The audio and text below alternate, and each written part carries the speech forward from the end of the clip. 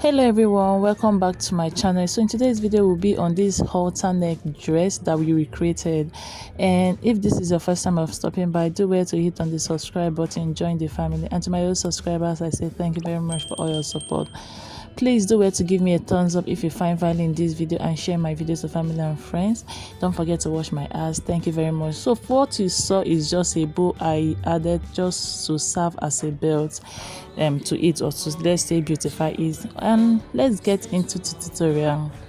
So for this tutorial, I already know I'll be using this fabric for it. You can, if you have that kind of fabric they use that is on my thumbnail, please make use of it, or let's say do work with what you have. And this fabric, I have about 2.5 yards of fabrics here, because it's a flay, so it consumes more fabric than usual. So I'm just trying to fold the fabric into two. Once I am done folding this into two, I'm going to fold over again like a triangle. And I am cutting the back and the front together. So let's say the one up will be the front and the one down will be the back.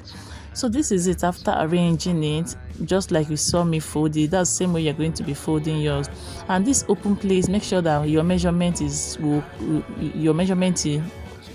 the measurement you have will be enough for you at that open place, because that's the shorter part of the fabric. So this is what we have after folding. So let's get straight with our marking. So what I'm going to be doing is to mark my bust measurement divided by 4 plus 1 inch at this point. Make sure that you have it at the wherever you want to mark it, that's the point that where it will get to. So once I am done marking that, I'm going to measure the two sides of this line, so that I'll make sure that the line is straight. As you can see, mine is not straight, so I'm going to go ahead and remark this point. So this point is just our bust measurement divided by 4 plus 1 inch. That's what I am marking. So that's where the measurement falls into, basically. So once I am done with this, we're going to go ahead and mark our neckline area. So from that point, I'll go up by about 7 inches. That's for my armhole opening.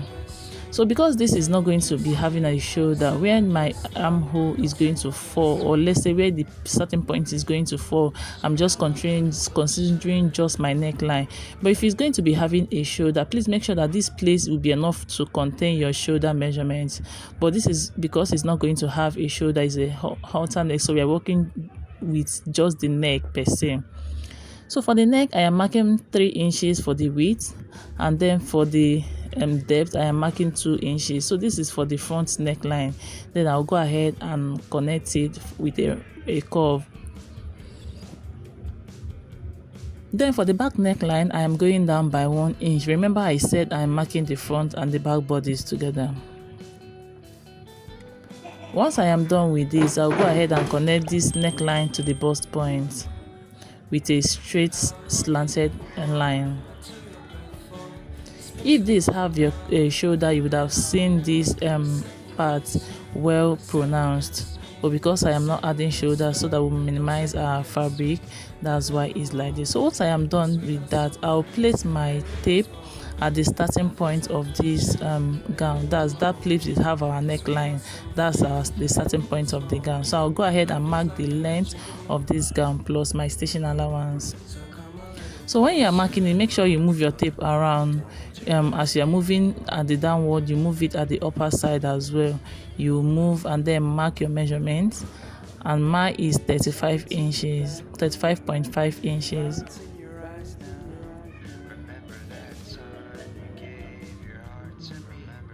So I'll keep moving my tape around until I am done marking this. Then I'll go ahead and cut it out, and I'm cutting the back neckline out first, or the back bodies first, before we cut out the front neckline. If you haven't subscribed up to this moment, please do well to hit on the subscribe button, join the family. And to my old subscribers, I will say thank you again for all your support so far. You guys know I appreciate it. So once I am done cutting this out, I'll separate it and then cut out my front neckline.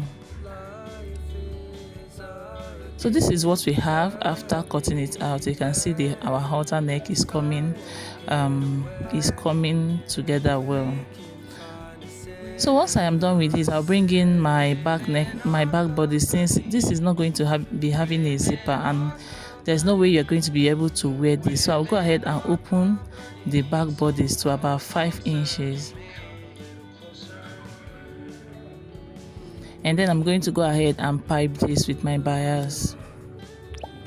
So this is it after I was done by the piping of the bias. The next thing I'm going to be doing is to bring in my front bodies, and then we are going to be doing front facing front. Once I place this on the back bodies, I'm going to go ahead and stitch it on both sides. Remember, we added 1 inch stitching allowance on both sides, so I'm going to be stitching it down by 1 inch on both sides. So guys, this is it after I was done stitching it down on both sides. So we are going to go ahead and work on our armhole at this point, and for the armhole as well, I'm going to be piping it from one end to the other on both sides. So to pipe this, I'm using the same fabric. You can use your bias if you want, but I'm using the same fabric. For the width of it, I have 1.5 inches. Then I'll fold it into 2. I'll go ahead and place it at the front side of my gown. I'll pin it down from one armhole to the other. Once I am done with that, I'll turn it to the wrong side and then close it this way and stitch it down. So guys, this is it after I was done with stitching the armhole. You can see is coming together. We are moving to the permanent side. So I'll go ahead and hem this as we are going on with the video, so I don't forget to mention this. You can either serge and fold by 1/2 inch, or you can just fold 2 times, just like you see me show you guys. So once I am done with that, we are going to go ahead and then create our halter neck, or let's say cut it out. So I just mark a straight line, then I will make a point let's say at the center of the line, or anywhere. So this side is for the front, and then the right side is for the back. Once I am done, I'll bring in my gown. I'll go ahead and fold the front part of the neckline into 2, and then I'll go ahead and measure it. Instead of measuring the whole neckline and then divide into 2, this is the easier way to do it. Fold it into 2 and then measure 1. So I have about 4 inches, or let's say a bit more than 4 inches, like 0.25 or even less. So I made a point there, and then I'll measure one side of the back, and I have about 3 inches, and then I'll make a point from that center line. That's where I am taking my measurements. I hope you get this. So for the back side, I added 1/2 inch because I want you to have a hook or a button or whatever you want to use for the closing. Then at the front side, I will go up by 1/2 inch. That's our mark we made there, and then I'll connect it with my cuff to the center line that we marked.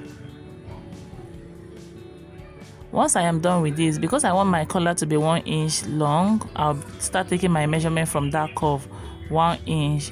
So as I'm going down, I'll follow the slope as I am going, and then once I get to the end, I'll connect the line.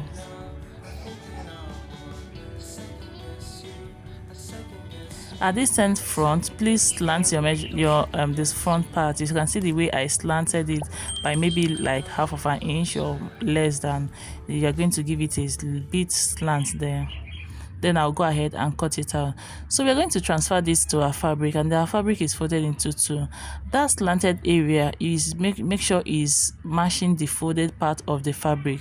Once you mash it up, you see that this piece of the halter neck pattern, it will be in kind of a curvy spot or a curvy manner when you cut it out. So you don't have to place it the way you cut it out. You're going to make sure that that slanted area place is at the edge of the fabric. I hope you understand this.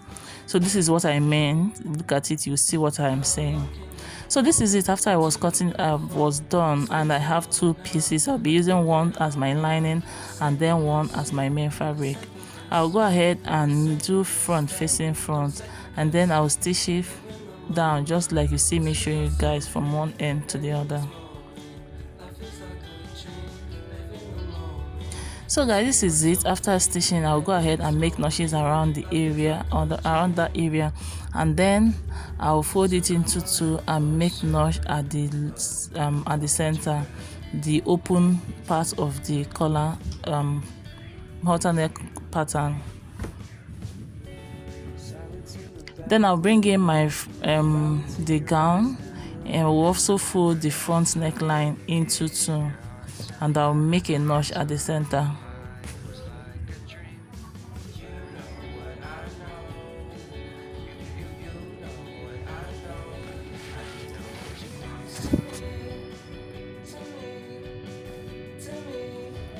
Once I am done with the notch, I'll pick up my collar, and then I'll cut out all the excesses around it, and I'll go ahead and turn this to the right side. Once I am done with this, I'll go ahead and iron this down, and then fold in 1/2 inch inward, just like you see mine, so we are left with 1 inch for the collar. Remember, we've made a notch at the center, so I'll open my collar and I'll look for that notch that we made earlier. I'll also bring in the notch we made at the on my gown. I'll make sure both of them matches. I'll go ahead and pin this down.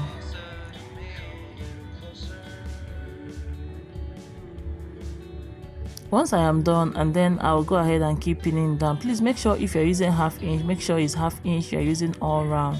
Don't use less of 1/2 inch or more of 1/2 inch.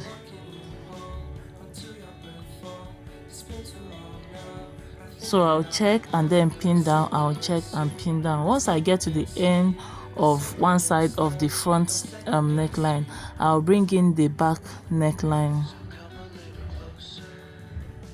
And this back neckline, I'll make sure that the two armholes are matching, just side by side.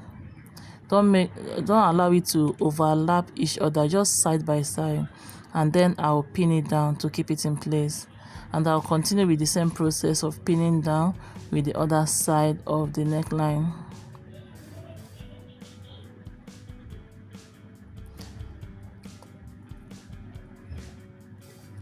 So once I am done pinning this down, I'll then go to my sewing machine and stitch it down from one end to the other. So guys, this is it. After I was done stitching it down, you can then go ahead and attach a hook or pressing button at the back side, and that's it for this time. I hope you enjoyed this video and find value. Please don't forget to give me a thumbs up, subscribe to my channel if you haven't already, and please watch my ads. Thank you very much for all your support so far. Share my videos to family and friends, and I will see you in my next video. Thank you so much for watching.